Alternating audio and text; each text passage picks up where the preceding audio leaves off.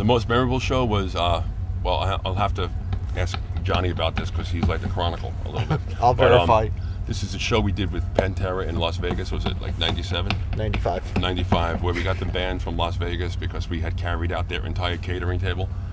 No, that Well, that was the night before. Was that was like in Home? San Jose. Well, I don't know. We maybe. threw out 1,000 rolls of toilet 2,000 paper. rolls. 2,000? 2,000 rolls of toilet paper. Those dudes were knee deep in toilet paper on stage, and like the entire guitar rig went down. It was just feedback, and we were just tackling each other for like 40 minutes on stage.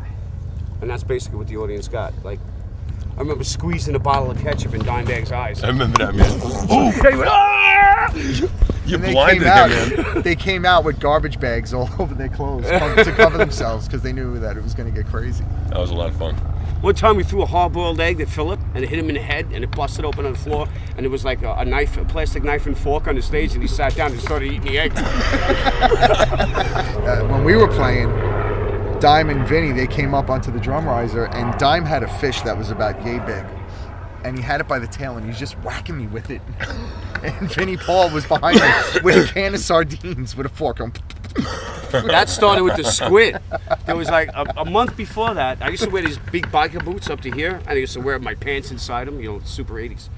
And one night, some Pantera fan threw a full squid on stage, a dead squid. So, of course, Dimebag and they had to cut it up. They cut it up, and every night they try to stuff it down my boots, and they throw it at us while we're on stage. And like the techs they were so like freaked out. Nauseated. The entire This is like backline smelled like dead squid for like a month. All right, good old days. That was a fun tour. It was.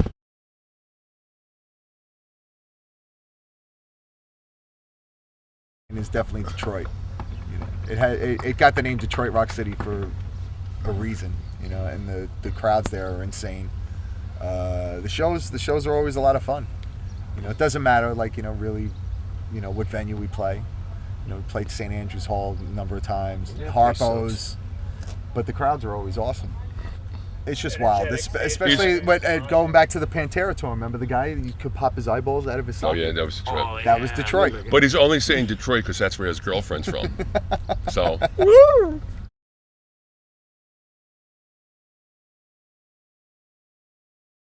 We played a bowling alley in Nebraska. Yeah. It was like, you know, there was like a bowling alley, and then you had to walk through the bowling alley from the dressing room to the stage. Right next to the bowling alleys, there was like a bar, and then there was a stage there, and it was a small club. In between every song, you heard.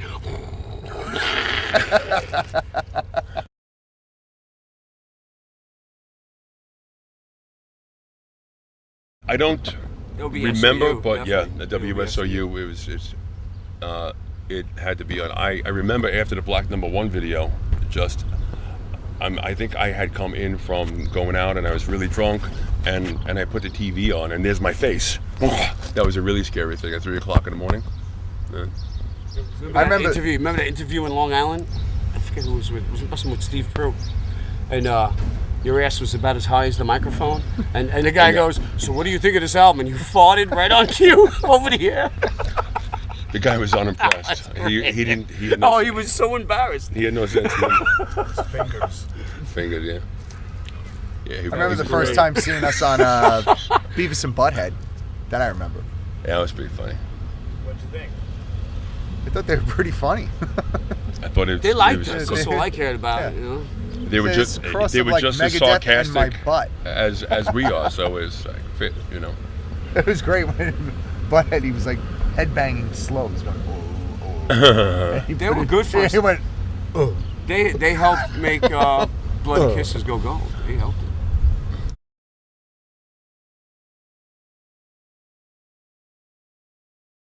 I would think that our most legendary video would be the Black Number One.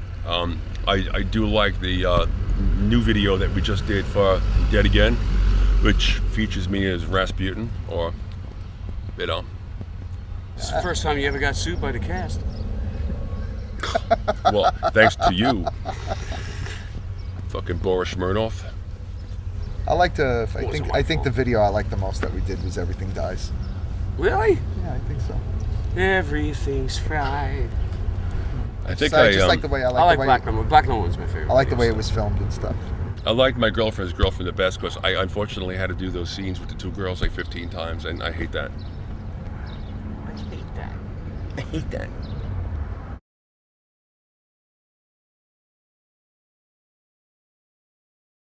I don't listen to anything new at all. I mean, I actually had to go out and buy the new Typo album because I gave them all away and I could not remember the lyrics, which I still don't. That's my last CD is Our Own. Was Brand New Sin one of the bands that you dug? Brand New Sin was pretty cool. You know, they were good guys. they were good. They were a good band to tour with. You know, they were a lot of fun. I like Dio. He's pretty new, right? Heaven and Hell, they're new. Who mentioned Hell Yeah? You want to throw that in there? Hell Yeah. I like the new Hell Yeah record a lot. You know, big fan of Vinnie Paul, and I really like what they did with it. I wasn't quite expecting that when I saw the lineup. Vinnie Paul's a big fan of Johnny's hair. Alcohol and ass. But yeah, I think it's pretty cool. Other than that, I'm really not aware of anything new.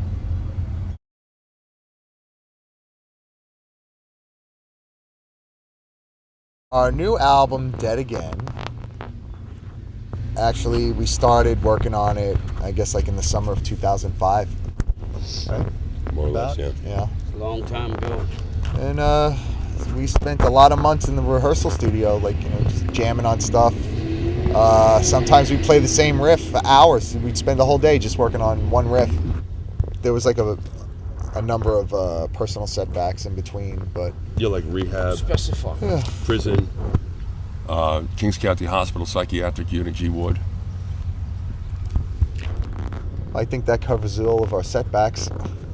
We froze our asses off in this little crappy room for 6 months.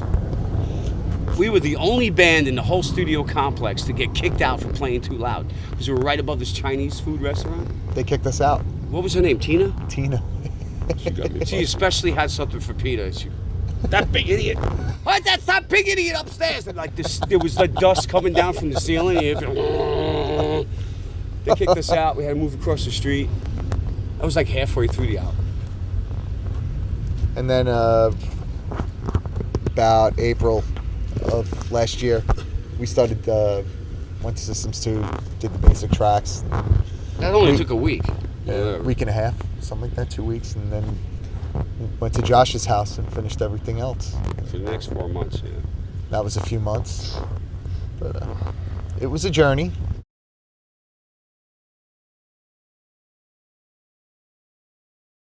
That's actually hard for me to say because it's like a guy that works in a car factory all week long. The last thing he wants to do is go home and work on his own car over the weekend. So I really think that you're asking the wrong person because I don't even listen to music when I'm home. Just ask anybody. I rarely go out, but the changes that I have seen, or what I can say is I miss the old hardcore scene. You know, CBGB Sunday afternoon. You know, skinheads and punks fighting. I do miss that a lot. Well, there were clear divisions between musical styles. You know, like you had punk, you had hardcore, you had thrash, you know, you had this metal, you had that metal. Now everything has become, it seems like a smear of like thrash metal and hip hop. So I call it junk rock.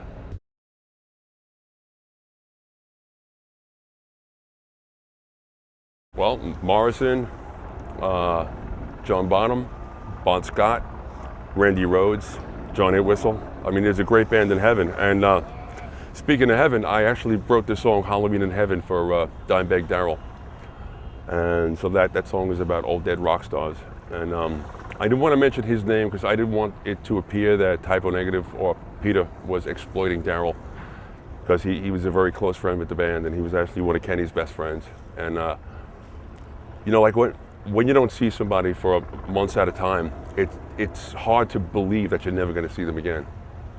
You know, and it still hasn't sunk in. You know, maybe that's some kind of defense mechanism. You know, because the older I get, the older my friends get, the more people. You know, it seems like I'm I'm going to a funeral like once every 3 months. That's why I'm like always dressed for it, because you never know who's going to drop dead next. I hope it's me.